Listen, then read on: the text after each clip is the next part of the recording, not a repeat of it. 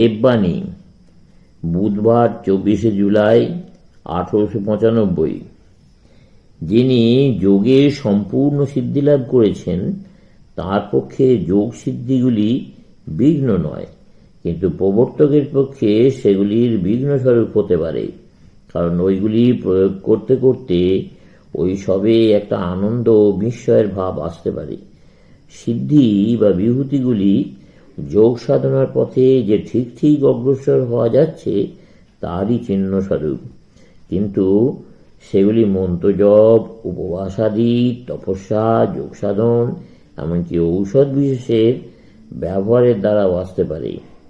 যে যোগী যোগ সিদ্ধি সময়ে বৈরাগ্য অবলম্বন করেন এবং সমুদয় কর্মফল ত্যাগ করেন, তার ধর্মমেঘ নামে সমাধি লাভ হয়। যেমন মেঘ বৃষ্টি বর্ষণ করে, তেমনি তিনি যে যোগাবস্থা লাভ করেন তার চারিদিকে ধর্ম বা পবিত্রতার প্রভাব বিস্তার করতে থাকে। যখন একরূপ প্রত্যয়ের ক্রমাগত আবৃত্তি হতে থাকে তখনই সেটা ধ্যান পদবাচ্য, কিন্তু সমাধি এক বস্তুতেই হয়ে থাকে। মন আত্মার জ্ঞেয়, কিন্তু মন সব প্রকাশ নয়। আত্মা কোনো বস্তুর কারণ হতে পারে না। কিরূপে হবে? পুরুষ প্রকৃতিতে যুক্ত হবে কিরূপে? পুরুষ প্রকৃতপক্ষে কখনো প্রকৃতিতে যুক্ত হন না। অবিবেকের দরুন বোধ হয় পুরুষ প্রকৃতিতে যুক্ত হয়েছে। লোককে করুণার চক্ষে না দেখে অথবা তারা অতি হীন দশায় পড়ে আছে এরকম মনে না করে অপরকে সাহায্য করতে শিক্ষা করো। সত্য মিথ্য উভয়ের প্রতি সমদৃষ্টি হতে শিক্ষা করো। যখন তা হতে পারবে আর যখন তোমার কোনো বাসনা থাকবে না, তখন তোমার চরম অবস্থা লাভ হয়েছে বুঝতে হবে। বাসনারূপ অসত্য বৃক্ষকে অনাসক্তিরূপ কুঠার দ্বারা কেটে ফেলো, তাহলেই তা একেবারে চলে যাবে।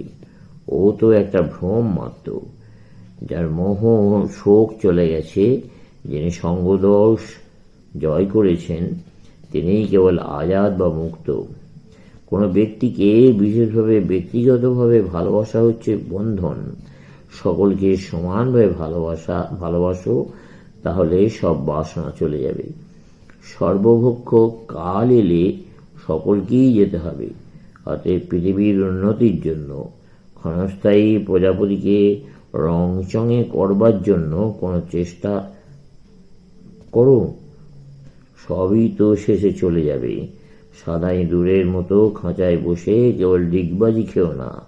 সদাই ব্যস্ত, অথচ প্রকৃত কাজ কিছু হচ্ছে না।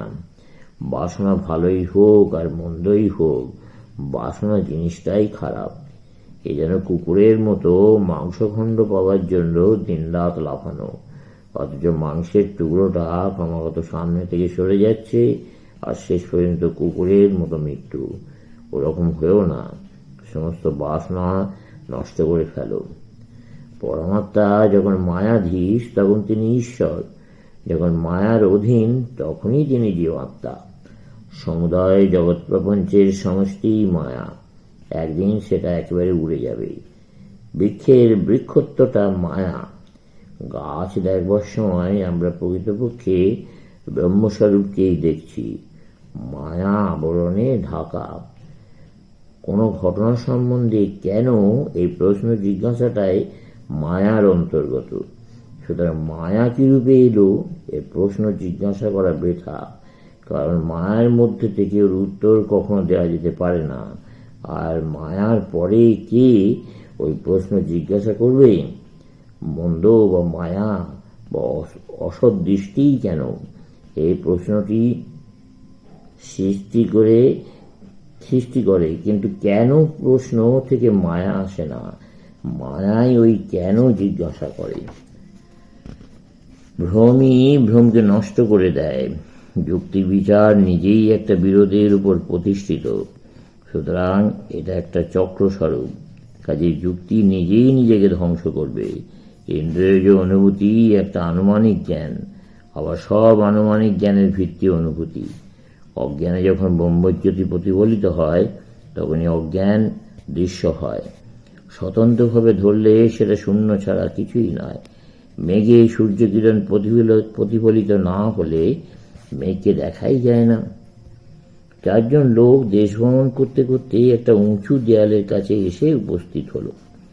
প্রথম পথিকটি অতি কষ্টে দেয়াল বেয়ে উঠল, আর পেছন দিকে চেয়ে না দেখেই দেওয়ালের ওপরে লাফ দিয়ে পড়ল।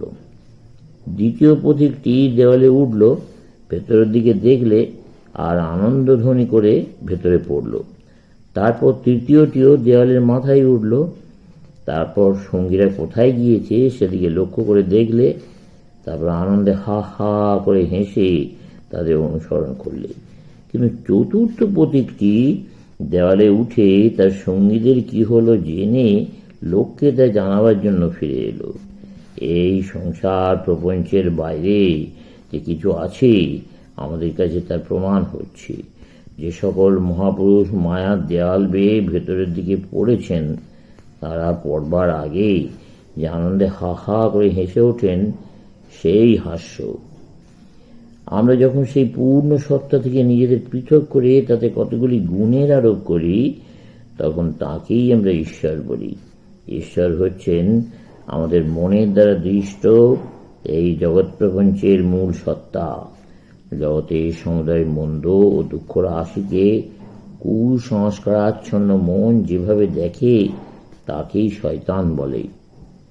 চলবে।